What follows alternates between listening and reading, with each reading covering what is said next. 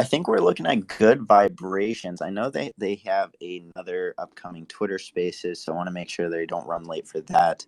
I know we have TG3 up here. I was thinking maybe we would have Nick Old Jack up here as well, but I don't see him. So TG3, the stage is yours. Yeah, Benny Hammer and Ricky, what's going on, guys? Welcome. Yeah, thanks. Actually, Jake Peg is going to be one of our team members. He's part of the core team that's going to join us up here today instead of Nick. So if you see a request coming from him, definitely accept that. He is coming. Welcome. So yeah, TG3, would you mind telling us your monkey story and about good vibrations? For sure, yeah, monkey story. I've been in NFT since like 2019-ish. I was on Ethereum for a little while. I think my first come-ups were like Decentraland and Sandbox Land, mostly. I think that just kind of made sense to me, kind of like resonated. Then Solana came around. I was buying Solana between like 30 cents and $3. Seemed like a good deal. I saw the SBF tweet like everybody else and was like, all right, well, I think this guy might be onto something. And then the monkeys came after, minted a bunch. Was super happy about that. And that kind of kicked off my journey here in Solana and the Web3 space. Outside of Web3 and the Web3 development that I do, I'm an attorney. I own my practice here in Brooklyn. I do a lot of IP work, business development work, and I used to be a derivative analyst for a top 5 bank here in New York, and I'm based in Brooklyn. And I'll let Jake introduce himself as well. Yeah, hey guys. Long time no talk. Seeing a few faces here, but my monkey story. Some of you may remember from like September? I went and got my monkey tattooed on me. It has not healed well, but I'm happy to share the picture with everybody afterwards. And I've rotated a few other monkeys since, but a lot of you have seen me in DegenDAO, prior in MonkeDAO. Sometimes in Alpha Hut, actually a lot of times in Alpha Hut, but in terms of my day job and experience, I've been at Meta 7 years and have kind of just been sitting on the sidelines participating in a lot of these projects up until Good Vibrations, where it was kind of like, hey, it seems like it's time to kind of wade into the water, put my money where my mouth is and see if some of these talents translate and can help support a project. And we'll go into it with Good Vibrations, but this felt like the perfect case of, like some stuff I do in the 9 to 5 can fit the 5 to midnight. So excited to come here and talk to you all today. Rad. So yeah, tell us what is Good Vibrations and what are the plans? Yeah, so we'll dive right into it and I'll pause. We got a chunk of info for you folks, but we were certainly happy to share more after. But at its core, Good Vibrations is, we're a laid-back collection drawing inspiration from Solana Beach. That is thematically the brand. And whether you're a whale, a minnow, or, fall somewhere in between, it's all good. And there's room for us in the ocean, which I'll touch on a little bit later. So the idea here as a brand is we know the next big IP is being built, and likely multiple big IPs are being built. So we want to be a part of that. And we believe with this art, with this project, and with some of the utility and revenue streams we'll go into, we have a good shot here to really raise the tide for the ecosystem and become one of those IP pieces. So what does that look like for us? It's the art, it looks unique, but the approach here was that it was evergreen and kind of applies to all audiences, because what we're going to get into is some of the CPG work as well as some of the other broad utility plays where we want to be adaptable, but we want the art to be able to apply to a lot of licensing, a lot of different brands, and ultimately make sure this Solana Beach can stay open to everybody, that it is not just kind of an isolated island. So with that, a bit about our team, I'll go into this and then I'll pause, and then we can go into some of the offerings.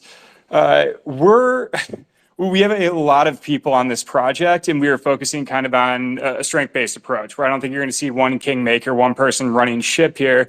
It's all of us, and that debate's going to be critical because we are trying to bring in a lot of brick and mortar CPG and Web 2.0 concepts to Web 3.0. So with that, one of our founders, Sean, founded Medicino Farms. It's a health and wellness market with 40 locations across the U.S.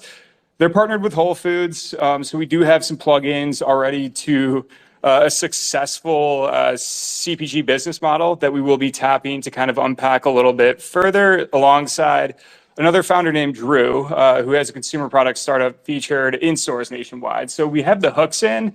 This project is very much about getting some of that funding, bringing some of that Web 3.0 expertise, some of that degeneracy some of us have, and they've kind of lived and breathed in the trenches for the last year, and applying that to what these guys do best to start to build out a sustainable CPG revenue model on the Solana blockchain. So with those are the two CPG folks. Pre-mint, we're also working with a ton of advisors and marketers.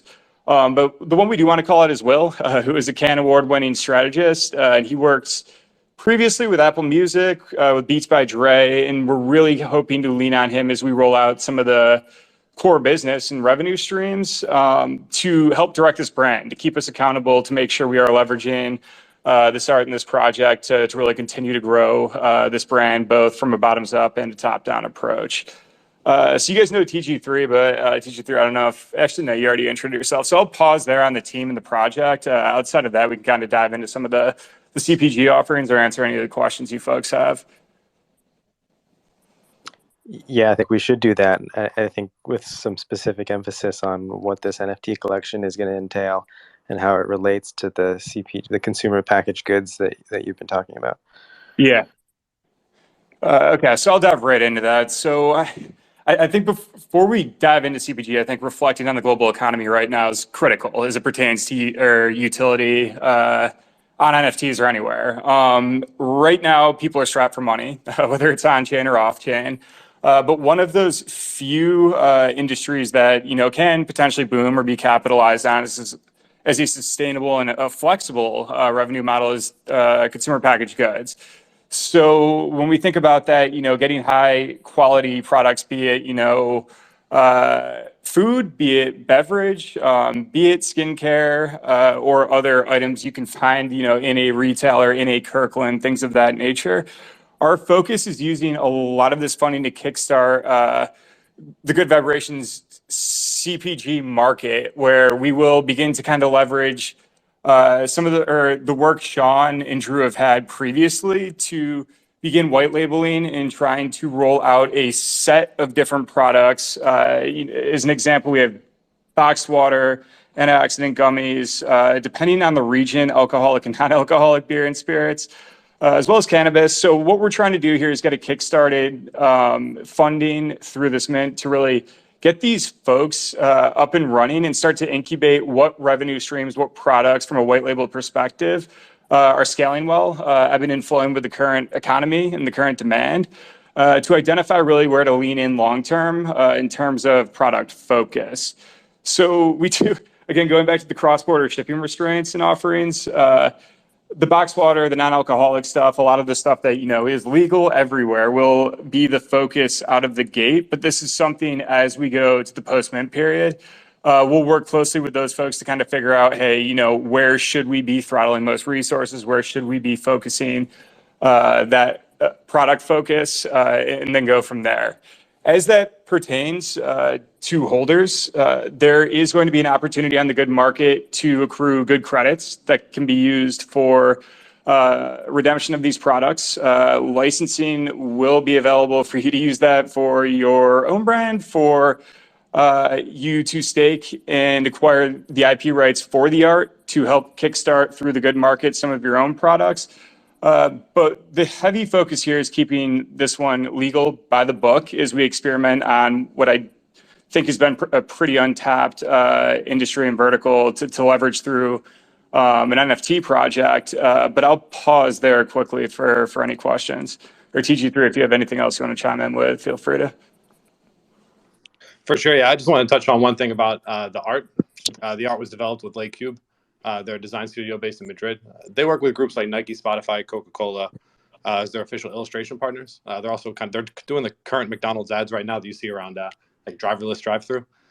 So they're like an animation. They also did Adventure Time, Cartoon Network. So if some folks are familiar with that, we're just super excited to work with these guys. There's been tons of mutual interest between them and us, just in having an ongoing relationship with their animation studio, and creating multimedia works.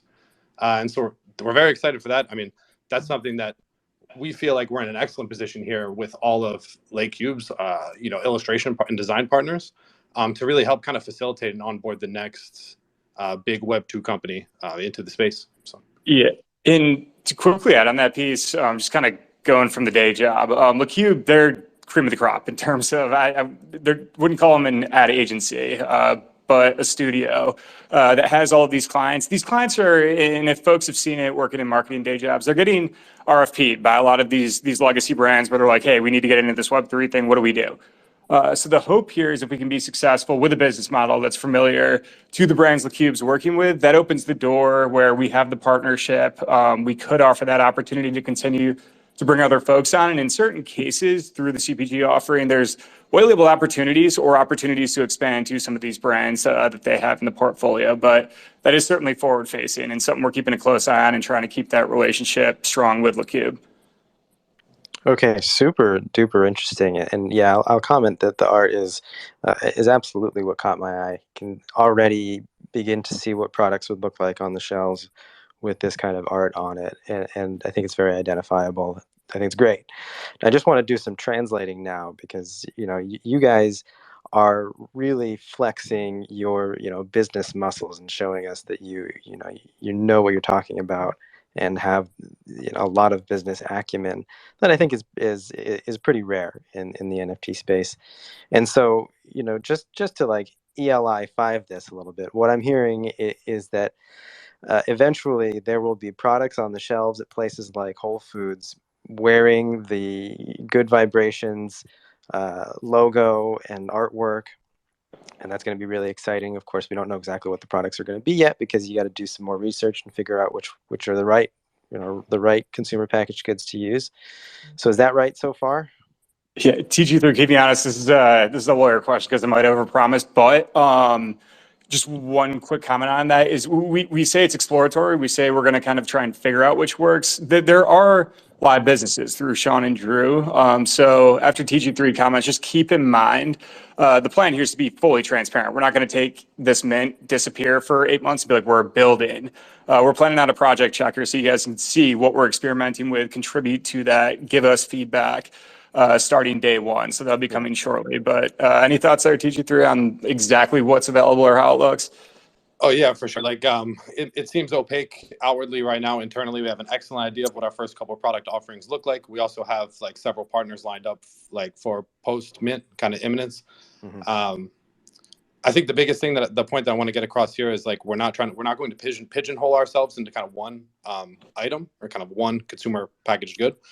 And that we're kind of zoomed down thinking about this from a much larger perspective. And we just see this being applicable to a wide array of products rather than one narrow product. Yeah, it's super cool to see. I mean, you see a lot of projects just recently, I won't name them, but focused on, energy drinks or coffee, or there was one that was doing a juice company, and with absolutely no experience in those businesses and no roadmap for being able to produce those things. And so it's really refreshing to hear some experts that I understand where the flexibility needs to be, but it's really refreshing to hear some experts that are entering our space and bringing such great art. So there was another piece that you touched on, which was that eventually, and I think I have this right, holders will be able to stake their NFTs to own in some way the IP. Can you elaborate on what kind of licenses you'll be giving holders? For sure. I can hop in here as the lawyer on the team. This is my favorite question. I appreciate that. So yeah, as I mentioned, like I'm an attorney at my practice. I do a ton of business development and IP. I built like a set of licensing agreements built off of A16Z's Don't Be Evil licenses. I love that. I actually shared those in the MonkeDAO like last week, maybe, just for folks. But so the various levels of IP that we are going to give to our holders vary between like personal, limited, non-exclusive commercial, full non-exclusive commercial, and full exclusive commercial licenses. Now, I'm not trying to misrepresent what the scope is here. For full exclusive commercial licenses and full like non-exclusive commercial, some of the higher end tiers licensing, like those scopes will be a little more narrow. We don't want to give out like we know also where we want to take this thing here in 1 year and 5 years, and what we think this can be, and the types of multimedia that we feel we will be occupying as a brand and as an entity. So we're not going to give licenses for like things like, I would say probably animation and like TV show and film media, stuff like that. Just because we see ourselves kind of occupying in that kind of playing a role in that world. And we also know that having like 200 or excuse me, 2,000 or 3,000 different license holders over a specific set of IP really kind of sets up unnecessary roadblocks for us in going forward when we get a group like Netflix or a group like HBO that wants to expand with us and with LakeCube. So we have like a pretty solid list of different areas where we will be licensing. The main licenses were, as I said, personal, limited, non-exclusive, full exclusive, commercial, and full non-exclusive commercial. And so, yeah, that's around licensing. That's going to be like time-locked staking mechanism. I think we're going to do like year time lock at a time, just to make things really clean on our end and clean on the user's end. So there's no like issues that we have with licensing or people going and turning around and being a dirty double dealer and selling their NFT after obtaining their license. Yeah. So let's dig into some of those terms a little bit, because I'm sure most people are not as familiar with different types of licenses. But say I want to make a boxed water product and put my Good Vibrations NFT image on the box. Would you prevent that? For boxed water and consumer goods, I think those would actually be available under our licensing scheme. And Okay. now how you would go about that, like for different scopes and different products, we're gonna have different requirements for stacking and staking. We think that that's like a fair utility-based way to incorporate staking into the project without like having a like shitcoin disbursement mechanic.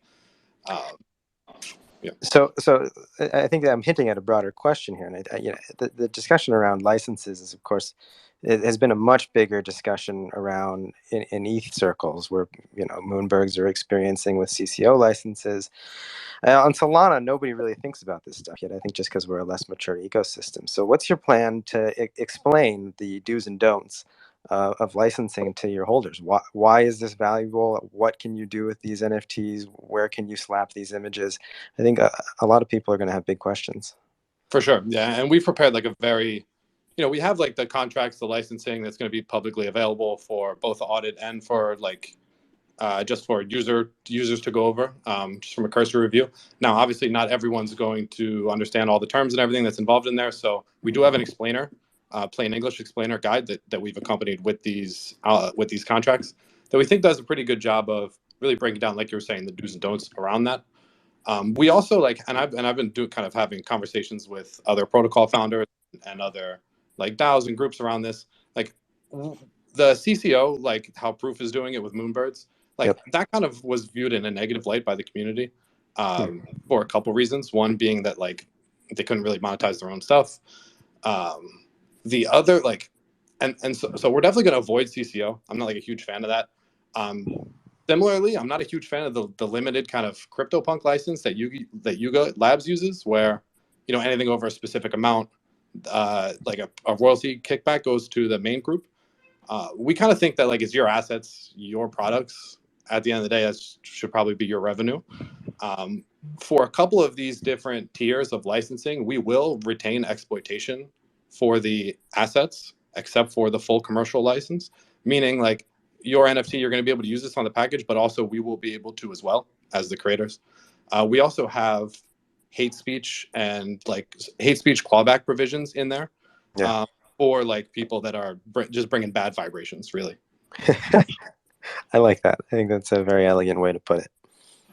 On the education piece, though, that's a good question, because I think even with the CPG stuff, right, we're teaching CPG to a lot of NFT degens, and likewise, we're teaching to folks buying consumer product goods regularly the opportunity to get through an NFT. So because we are partnered with Visionary Studios, there is a lot of educational content either having been created. There was a Brittany Scott video out there explaining Solana how to create a wallet. To your point, it was a fantastic question, because I think that's something we need to take back and kind of explore. How do we just build out some educational material around this, explain it like we're talking, to to our grandparents so we can get that out there and get everybody kind of familiar with why licensing is important and invaluable to a project and why they should be thinking about that. Yeah, and like Jake was saying, I think that's the ultimate goal, right? Having a utility that I can film my parents explaining what the utility is, and it's not like some kind of like extensive circular or like kind of like staking protocol or breeding and any of this type of stuff. But instead, like, oh yeah, and time lock staking mechanics are just one element of the staking that we're introducing here. We also have a permissionless staking element that allows you to obtain these credits. These aren't going to be transferable. These aren't going to have a liquidity pool behind them. Like Jake was saying, we're doing things kind of by the book and sustainable with an eye towards, hey, what does this look like 20 years from now? And that, you'll be able to, essentially claim free items both from our own CPG products as well as our partnered brick and mortar stores and brands and with their products. So yeah, that is like always something that's in the back of our mind. Can we create a product that has amazing utility that my parents can explain to people? Hey, also, I want to quickly chime in. We've been, filling the room with air here for like, 15, 20 minutes. Just time check quick. I want to make sure the other team has time to go through there. Yeah, I was about to hop in. I do want to make sure our last speaker has enough time, but I think everyone's really excited about you guys' project. Clearly, you have a super stacked team behind you with very ambitious plans. But before we do move on to next, I do want you guys to go over your minting details, when it's minting, price, supply, and if there's still whitelist opportunities for anyone that might be listening, weren't aware of you guys, and realize, wow, I need to get into this. Yeah, for sure. And so 8888 supply, true SOL, public mint price, and we're minting on Wednesday the 19th, 2 days from now. We did allocate whitelist spots for people specifically from the Monke Spotlight, but there's a password. If you hop into our server and you open up a ticket and use the word bubbles, that's the password. And our community lead, Z-Ray, is the best in the business. Shout out to Z. Holding it down. He's been working his ass off these past couple weeks, trying to make sure, one, that we're not over allocated, and two, that everyone is kind of in their right place and everyone's set to go. So open up that ticket. Password again, bubbles.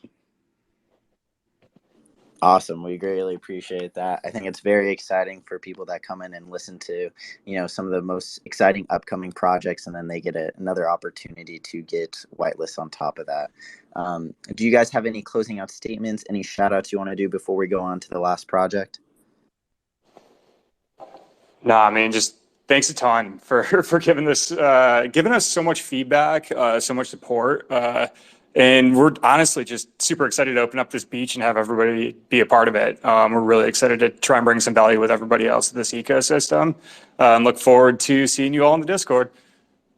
Yeah, for sure. Super stoked. And thanks a lot, guys. Appreciate you guys taking the time.